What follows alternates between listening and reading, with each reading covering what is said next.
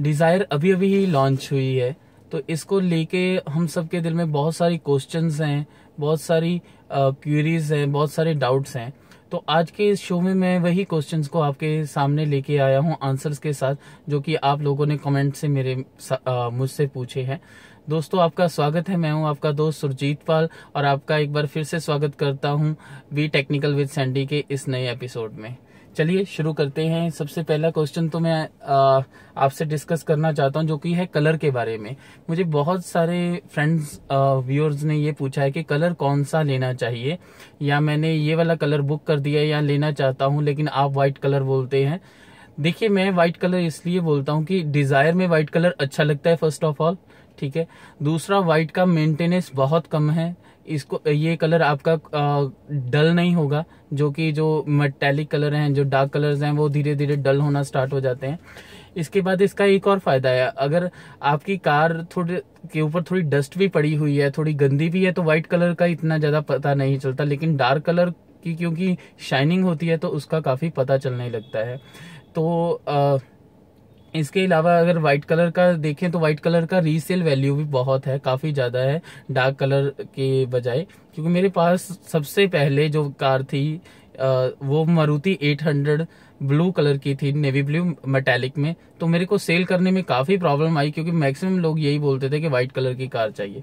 तो सबसे पहले तो इसीलिए मैं व्हाइट कलर बोलता हूँ। लेकिन मेरी आपको यही सलाह है, आपको जो कलर पसंद है आप वही कलर लीजिए, क्योंकि बाद में आपको ये चीज फील ना हो कि ये कलर मेरी पसंद का नहीं है, लेकिन और या मुझको ये गाड़ी मतलब ऐसा कोई बैड इम्पैक्ट आपको फील ना हो कि गाड़ी इतनी पसंद नहीं आई है, आपके दिल में कोई बात रह जाए। तो दूसरी बात है दोस्तों, माइलेज। माइलेज एक बहुत बड़ा कंसर्न है। माइलेज की टेस्टिंग मैं बहुत टाइम से कर रहा हूं। मैंने काफी लोगों और भी वीडियोस इसके ऊपर देखे जो कि काफी बातें कर रहे हैं। तो मैंने खुद इसको अभी 3200 किलोमीटर्स चला लिया है, आई गेस। जी हाँ, 3218 हो गए अभी। तो मैंने इसका जो माइलेज खुद नोटिस किया है, मैं उसके बारे में बात करना चाहता हूँ। देखिए, अगर तो आप सिटी की बात करें, तो अगर आप छोटे शहर में रहते हैं तो सिटी में ये आपको 16-17 डीजल पर माइलेज दे देगी, और 12-13 के अराउंड जो है, इवन 14 तक भी जो है आपको पेट्रोल पे माइलेज दे देगी। लेकिन आप अगर कोई बड़े सिटी में रहते हैं जहां पे ट्रैफिक जैम्स हैं, ज्यादा ट्रैफिक है, मेट्रो सिटी में रहते हैं, तो आपकी माइलेज और भी नीचे आएगी, ठीक है। आप इसको 2 से 3 किलोमीटर ऑफ हो सकता है आपकी और भी नीचे आए। जो ऑन हाईवे एवरेज की बात है, अगर आप बहुत अच्छी ड्राइविंग करते हैं, बिल्कुल फर्स्ट क्लास ड्राइविंग करते हैं, तो आपको अप टू 26 जो है वो डीजल में एवरेज दे सकती है, और अराउंड 20 के अराउंड या 20 से थोड़ा ज्यादा जो है वो आपको पेट्रोल में माइलेज दे सकती है। बाकी आपके ड्राइविंग पे ही डिपेंड करता है। अगर आप इसको बहुत ज्यादा पुश करेंगे, इंजन को ज्यादा इसे परफॉर्मेंस लेने की कोशिश करेंगे, तो हाईवे पे भी ये आपको 19-20 के अराउंड जो है, ज्यादा से ज्यादा 21 के अराउंड जो है हाईवे पे भी डीजल में आपको देगी, और पेट्रोल की तो आपकी 16 के अराउंड ही निकल पाएगी, 15-16। उसके बाद दोस्तों, ग्राउंड क्लियरेंस। ग्राउंड क्लियरेंस के बारे में बहुत क्वेश्चंस आ रहे हैं, बहुत लोग इसके बारे में पूछना चाहते हैं, इसके बारे में जानना चाहते हैं। देखिए, अगर आप किसी विलेज में रहते हैं, किसी गांव में रहते हैं, जहां पे आपको ग्राउंड क्लियरेंस का किसी तरह का कोई डाउट है, तो मैं आपको सिर्फ एक ही चीज बोलना चाहूंगा। अगर आपके आस पड़ोस में, आपके गांव वालों में किसी के पास भी कोई भी सेडान कार ऑलरेडी है और अच्छे से चल रही है, तो ये भी अच्छे से चलेगी। बिल्कुल डाउट मत लेके आइए। अगर कोई भी सेडान चल रही है तो ये भी अच्छे से चलेगी। अगर उसमें प्रॉब्लम आ रही है तो शायद इसमें भी आपको प्रॉब्लम आ सकती है। अदरवाइज ये किसी भी कार से कम नहीं है ग्राउंड क्लियरेंस की। अगर हम लोग बात करें तो बिल्कुल आप टेंशन फ्री होके कार लीजिए, क्योंकि मैंने इसको हर तरह से अभी ट्राई एंड टेस्ट किया है। तो उसके आगे है जी वेरिएंट्स इन डिजायर। डिजायर में कोई भी ऑप्शनल वेरिएंट नहीं आता। इसमें LDI, VDI, ZDI, ZDI plus, और पेट्रोल में भी ऐसे ही है, LXI, VXI, ZXi and ZXi plus, ये 4 वेरिएंट्स दोनों में ही हैं। कोई भी अभी ऑप्शनल वेरिएंट नहीं है जैसे कुछ और कार्स में मिलता है, जैसे i20 में जो है एस्टा ऑप्शनल आप देख सकते हैं, और भी कई कार्स में ऑप्शनल होते हैं, लेकिन डिजायर में कोई भी ऑप्शनल मॉडल नहीं है। ओपिनियन LXi या LDI पे मैं ये कहना चाहूंगा कि बचने की कोशिश कीजिए। LXi जो या LDI मॉडल है, थोड़ा सा और पैसे डालकर V वेरिएंट को ले आइए, V पे चले जाइए, क्योंकि L वेरिएंट थोड़े टाइम में आपको आउटडेटेड लगने लगेगा। उसमें आपको बेसिक फीचर्स ही आपको नहीं मिलेंगे, और शायद आपको कार का इंटीरियर भी इतना पसंद ना आए। तो थोड़े से और पैसे डालिए, V वेरिएंट पे जाने की कोशिश कीजिए, वो आपको बिल्कुल वैल्यू फॉर मनी लगेगा। अच्छा, उसके आगे वाला क्वेश्चन है जो बहुत आ रहा है, अगर ये आपकी फर्स्ट कार है, इससे पहले आपने कार को ड्राइव नहीं किया या आप इससे ही सीख रहे हैं या अभी अभी सीखी है, तो आप जरूर जो है रिवर्स कैमरा है, रिवर्स पार्किंग कैमरा है, उसको लगवाइए। ये आपके लिए बहुत ही फायदेमंद होगा। लेकिन अगर आप पहले से ही कार चलाते रहे हैं या आपको अच्छी कार चलानी आती है, तो आप क्या है अकेले सेंसर्स लगवा लीजिए। कैमरे के बिना भी आपका काम बहुत अच्छे से चल जाएगा। अकेले सेंसर्स ही आपको बहुत अच्छी तरह बता देंगे कि आपके बूट के पीछे जो ऑब्जेक्ट है उसमें कितना और स्पेस है, क्योंकि सेंसर्स में भी आपको क्या है मीटर्स बताएंगे कि कितना पीछे और एरिया है जो है ब्लैंक है। अगर आप कैमरा लगवाएं अगर, तो उसका ध्यान रखिए, चाहे मारुति से लगवाएं या बाहर से लगवाएं, वो वाला कैमरा लगवाइएगा जिसमें गाइडलाइंस आती हों। अगर आपके कैमरे में गाइडलाइंस नहीं आती तो उसका कोई फायदा नहीं है, वो एक रियर व्यू मिरर जैसा ही काम करेगा, क्योंकि गाइडलाइंस से ही आपको पता चलेगा कि आपके पीछे जो ऑब्जेक्ट है क्या वो उससे कार टकराएगी या उससे निकल जाएगी। तो ये चीज का जरूर ध्यान रखिएगा। आपकी जो स्क्रीन है कैमरे की, उसके ऊपर जरूर गाइडलाइंस आती हों, इस चीज को पहले से आप कंफर्म कर लीजिएगा। तो अगला क्वेश्चन है जी एक्सेसरी के बारे में। बहुत एक क्वेश्चन बार बार से आ रहा है कि एक्सेसरी कहाँ से खरीदी जाए, शोरूम से खरीदी जाए या बाहर से खरीदी जाए। देखिए दोस्तों, अगर आपको शोरूम में एक्सेसरी पे 40% डिस्काउंट मिलता है तो वो वर्थ है खरीदने के लिए, क्योंकि मारुति से खरीदने पे एक देखिए आपको ऐसा एहसास होगा कि आपने अच्छी चीज ली है। बाहर से अगर आप खरीदते हैं, ना ही आपको किसी तरह की कोई वारंटी मिलेगी। अगर सपोज आप बाहर से कैमरा 3000, 4000, 6000 रुपए का लगवा लेते हैं, उसका कोई भी वारंटी नहीं है, वो घर जाते ही खराब हो जाए, चलने को वो 10 साल चल जाए। लेकिन अगर आप मारुति से खरीदते हैं तो आपको 2 इयर्स का वारंटी मिलेगा। तो ऐसी जो चीजें देखिए इलेक्ट्रॉनिक्स है, वो मेरी रिकमेंडेशन ये है कि आप मारुति से ही लगवाएं, क्योंकि अदरवाइज आपको लेटर ऑन वारंटी का भी प्रॉब्लम हो सकता है, क्योंकि आपकी गाड़ी पे 2 साल 2 साल की वारंटी साथ में आती है, या फिर 40,000 किलोमीटर। अगर आप कैमरा बाहर से लगवाएंगे, उसकी वजह से कोई प्रॉब्लम आ गई, या लेटर ऑन वायरिंग में वैसे ही इलेक्ट्रॉनिक कोई प्रॉब्लम आ गई, तो क्या है कंपनी आपको जो है सर्विस नहीं देगी, वो आपकी वारंटी को वॉइड कर देगी। तो आप ऐसी चीजों को कोशिश करिए कि जो इलेक्ट्रॉनिक्स है वो कंपनी से ही लगवाएं, और आपको 40% तक अगर डिस्काउंट मिलता है किसी भी चीज पे तो वो बिल्कुल वर्थ है, वो बिल्कुल आपको ले लेना चाहिए। अच्छा, बार्गिन के बारे में, हाँ कुछ दोस्तों ने बार्गिन के बारे में पूछा है। जो अगर एक्सेसरीज के बार्गिन की बात कर रहा हूँ, जब आप कार को लेने जाएं, ठीक है, डिलीवरी लेने जाएं, तब आप बार्गिन करिए। तब आप उनसे पूछिए कि भाई, वो आपको बोलेंगे 5%, 10%, 20%, तो आप फंस जाइए। नहीं भाई 40% तो करके दो। कोशिश करिए जितना ज्यादा आप कर सकते हैं उतने ज्यादा ही आपके पैसे जो है वो बचेंगे। तो डिलीवरी के टाइम पे आप बार्गेन कीजिए। उससे पहले अगर आप 2 महीने पहले बात कर लेंगे तो कुछ ये देखिए ऑन पेपर्स कुछ नहीं होता इसमें ना, तो बाद में वो लोग ये भी कह सकते नहीं हमने आपसे बात नहीं की थी या कुछ हुआ। तो आप ऑन द स्पॉट डिसाइड कीजिए। अगर आपको अच्छा बार्गेन मिल रहा है डिलीवरी टाइम पे, आप चीज लीजिए, नहीं मिल रहा है तो आप मार्केट से परचेज कर सकते हैं। अगली बात है जी प्लास्टिक क्वालिटी की, डैशबोर्ड क्वालिटी, गाड़ी की इंटीरियर क्वालिटी, प्लास्टिक क्वालिटी। देखिए अगर आप एल वेरिएंट को लेते हैं, वी वेरिएंट को लेते हैं, तो इसके प्लास्टिक क्वालिटी बेहतरीन है, बहुत बढ़िया है इतने जितने पैसे आप दे रहे हैं उसमें। अगर आप जेड वेरिएंट को लेते हैं तो ठीक ठाक है, जितने आप पैसे दे रहे हैं उसमें ठीक है। लेकिन अगर आप जेड प्लस वेरिएंट को लेते हैं तो ये वैल्यू फॉर मनी नहीं लगती, पैसा बहुत ज्यादा आप दे रहे हैं, ऑलमोस्ट सियाज के करीब का पैसा आपने दे दिया है। तो लेकिन क्या है, प्लास्टिक क्वालिटी जो है वही वाली जो है एल वेरिएंट और वी वेरिएंट में भी है, जो जेड वेरिएंट में मिल रही, जेड प्लस वेरिएंट में मिल रही है, तो वो वर्थ नहीं लगती। अच्छा, साउंड जो है, म्यूजिक सिस्टम की साउंड, देखिए ये इसके बारे में आपको मैं ये कहना चाहता हूँ, अच्छी है। मैंने आपको एक रिव्यू भी दिया है, तो आप उसको भी देख लीजिए। लेकिन आप जब टेस्ट ड्राइव लेने जाएं कार की, पहली बात तो टेस्ट ड्राइव जरूर लीजिएगा, खुद चला के देखिए। दूसरी बात, अगर आप साउंड के दीवाने हैं, बेस के दीवाने हैं, अच्छे म्यूजिक के दीवाने हैं, तो खुद एक बार इसके साउंड सिस्टम को खुद चला के टेस्ट कीजिए, क्योंकि आपकी चॉइस के हिसाब से क्या वो अच्छा है या नहीं है, ये आपको खुद ही बेटर फील होगा। तो याद रखिएगा, इसका साउंड सिस्टम एक बार खुद जरूर टेस्ट कीजिएगा, अदरवाइज थम्स अप है, कोई ऐसा बड़ा इश्यू नहीं है। अच्छा, इंफोटेनमेंट सिस्टम वीडीआई में लगवाना हो, देखिए मेरी राय में आप बचिए बाहर से इंफोटेनमेंट सिस्टम लगवाने के लिए, क्योंकि जो ZDI प्लस में आपको इंफोटेनमेंट सिस्टम मिलता है, ठीक है, अगर आप बाहर से लगवाएंगे आपको वो सारे फीचर्स उतने अच्छे तरीके से नहीं मिल पाएंगे। तो आप ऐसा ना हो कि ना ही जो ऑलरेडी आया है उससे भी चले जाएं, और जो आप बेस्ट करना चाहते थे वो भी आपको ना मिले, और इवन आपको उसके ऊपर इतना पैसा और देना पड़ जाए, और बाद में शायद आपको मायूसी हो।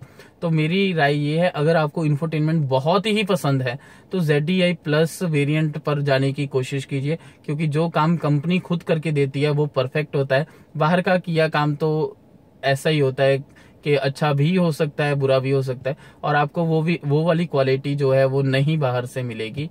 बेशक आप वी वेरिएंट लेके बहुत पैसा बचा लेंगे, लेकिन ऊपर इंफोटेनमेंट पे जो लगाएंगे हो सकता है वो कहीं ना कहीं आपका पैसा वेस्ट हो जाए। अच्छा, अगला है प्रोजेक्टर हेडलैम्प्स VDI मॉडल के लिए। देखिए, प्रोजेक्टर हेडलैम्प्स और जो है रिफ्लेक्टर्स जो ऑलरेडी है, जिसे प्रिज्म हेडलैम्प्स भी कहते हैं, तो इस वक्त तो प्रोजेक्टर हेडलैम्प्स आपको नहीं मिलेंगे मार्केट में, क्योंकि अभी गाड़ी नई आई है, 2-3 महीने हुए हैं ऑन रोड आए हुए इसे, तो इस वक्त तो आपके लिए मुश्किल हो जाएगा। और अगर इनकेस आपको मिलते भी हैं तो आप मत लगवाइए।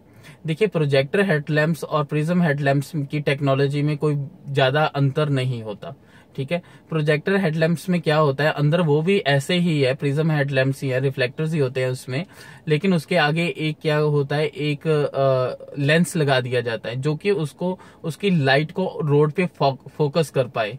तो जब आप मार्केट से हेडलैम्प्स को खरीदेंगे तो उसका जो लेंस है वो बहुत लो क्वालिटी का होगा, जिससे क्या है कि आपकी जो रोशनी है हेडलाइट्स की वो बहुत कम हो जाएगी, आप अच्छे तरीके से उसको वो फोकस नहीं कर पाएगा आपकी लाइट को। तो आप इस चीज से बचिए। जब शोरूम वाले प्रोवाइड करना शुरू कर दें तो आप लगवा सकते हैं। दूसरी बात यह है कि हेडलैम्प्स जो प्रोजेक्टर हैं या प्रिज्म है, इनकी प्राइस में कोई बहुत ज्यादा अंतर नहीं होता। अगर हम लोग देखें, कंपनी को ये कोई बहुत ज्यादा महंगे कॉस्ट नहीं करते हैं जो प्रोजेक्टर, लेकिन इंडिया में इस वक्त अभी भी ये क्या है, एक प्रीमियम जो है वो बना हुआ है कि प्रीमियम कार्स जो है, टॉप मॉडल है, उसी में देना है, क्योंकि देखने में अच्छा लगता है, नया मार्केट में आया, अभी कॉमन नहीं हुआ। अदरवाइज कंपनी जो है जितने की ये कॉस्ट करता है प्रिज्म हेडलैम्प, उससे थोड़ा सा ही ज्यादा वो करता है, लेकिन अगर आप लगवाने जाएंगे इसके बदले में तो आपको वो बहुत ज्यादा कॉस्ट करेगा। तो बच सकते हैं तो इससे भी बचिए, क्योंकि इसमें कोई बहुत डिफरेंस नहीं है। हो सकता है आपको बाद में प्रोजेक्टर हेडलैम्प की लाइट भी इतनी पसंद ना आए जितनी कि प्रिज्म हेडलैम्प की है। ORM जो होता है वो क्या होता है, जो साइड रियर व्यू मिरर्स हैं, जो बाहर के शीशे हैं, उनको अंदर बटन से बंद करना और खोलना, उसको ये बोलते हैं। तो आपको VDI में ये नहीं मिलेगा दोस्तों, आपको ये मैनुअल ही मिलेगा, आपको बाहर से ही बंद करना पड़ेगा। VDI में आप क्या है, इसको वैसे सेट कर सकते हैं, अंदर से इसको एडजस्ट कर सकते हैं, लेकिन ये आपको ऑटोमेटिक क्लोजर वाला फंक्शन इसमें नहीं मिलता। डिजायर एज टैक्सी, डिजायर को आप as a taxi, new Dzire को इस वक्त नहीं रजिस्टर कर सकते कंपनी की टर्म्स एंड कंडीशंस के अकॉर्डिंग। अगर आपने एज अ टैक्सी लेनी है तो आपको पुराने वाली डिजायर जो है, स्विफ्ट डिजायर, वो लेनी पड़ेगी, जिसका नाम अब डिजायर टूर हो गया है, ठीक है जी। तो आप टूर वो वाली गाड़ी जो है ले सकते हैं। अगर आपकी हाइट 6 फुट है तो क्या इसमें आपको कोई प्रॉब्लम होगी या नहीं, ये क्वेश्चन का आंसर ये देखिए, मेरी हाइट जो है वो 5 फुट और 11 इंच है और मेरे सिर पे काफी स्पेस है, इसकी वजह से मैं ये कह सकता हूँ, देखिए काफी स्पेस है। तो अगर आपकी हाइट 6 से थोड़ी सी ऊपर भी है तो भी आपके लिए ये गाड़ी अच्छी है, लेकिन काफी ज्यादा है अगर 6 के बाद, मतलब 6 आप 3 से भी ज्यादा क्रॉस कर जाते हैं तो आप मिनी एसयूवी की तरफ जा सकते हैं, वो आपके लिए एक बेटर ऑप्शन हो सकता है। टिल्टेड स्टेयरिंग, टिल्टेड स्टेयरिंग क्या होता है दोस्तों, ये स्टेयरिंग व्हील है जो सॉरी मैं आपको दिखाने की कोशिश करता हूँ। ये देखिए, अगर आप देख सकें, इसको टिल्टेड स्टेयरिंग बोलते हैं, जो आप एडजस्ट कर सकते हो ऊपर और नीचे। और टेलीस्कोपिक स्टेयरिंग क्या होता है, जो आप अपनी तरफ भी खींच सकें, पीछे और आगे आपकी तरफ भी आ सकें, उसको टेलीस्कोपिक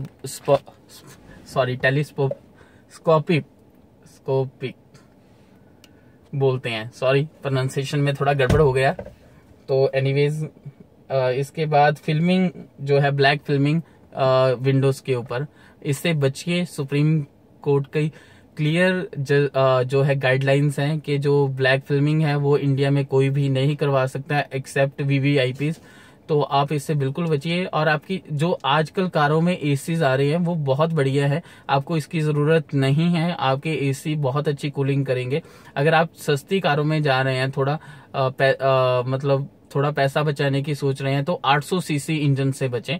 800 इंजन सीसी का आपको बाद में ऐसा फील होगा कि उसका पावर कम है और एसी की कूलिंग कम है। कम से कम जो है वो 1.0 1000 सीसी पे ही जाएं, उससे आपको कूलिंग भी अच्छी मिलेगी, परफॉर्मेंस भी अच्छी मिलेगी। डिजायर में जो है पेट्रोल में 1.2 आता है जो कि 1200 सीसी है, और जो डीजल में 1.3 आता है जो कि 1249 आई गेस होता है, 1250 सीसी हम लोग कह सकते हैं, वो डिजायर में आपको मिलेगा। तो कूलिंग की कोई कमी नहीं है।